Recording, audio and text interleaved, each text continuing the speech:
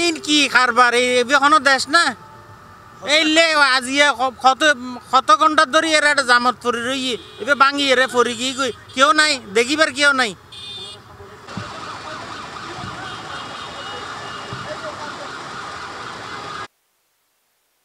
দিলেন তো এখন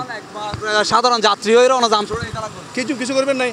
আর সামনে গাড়ি আছিল পুলিশের গাড়ি গিয়ে কেন অসুবিধা দর্শক এই মুহূর্তে আছি চট্টগ্রাম নগরীর যে জিসির মোড় ফ্লাইওভারের মধ্যে এই আর পিছেই দেখতে লাগুন যে উচ্চতা গাড়ি ন যাই পেলে জিয়ান আসলে উচ্চতা প্রতিবন্ধকতা দিয়ে এই প্রতিবন্ধকতা কারণ সকালে ভাঙি গিয়ে এরপরে কি এখনো পর্যন্ত ইয়ান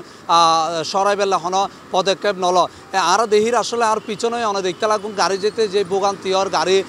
এই যারা যে উচ্চতা গাড়ি আছে কিন্তু জান্য পারার এবং এই গাড়ির ভোগান্তির তুল মুক্তি চাই তারা অবশ্যই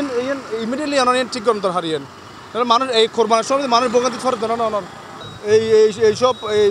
অব্যবস্থাপনা গেট লাগাইয়ে নে আরও বেশি হস্ত চালাই দিয়ে পুরো জিসির মোড় পর্যন্ত যাম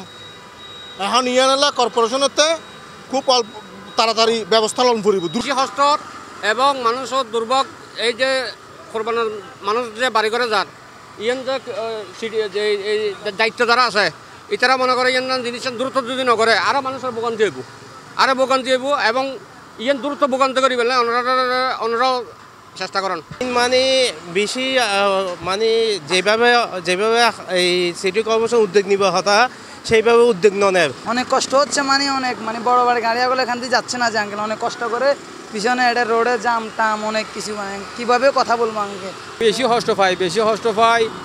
ইয়েন যে সিটিয়াঙ্গর মা বাপ ছাড়াও ইয়ান ভাঙি গিয়ে দাদি বহুত দিন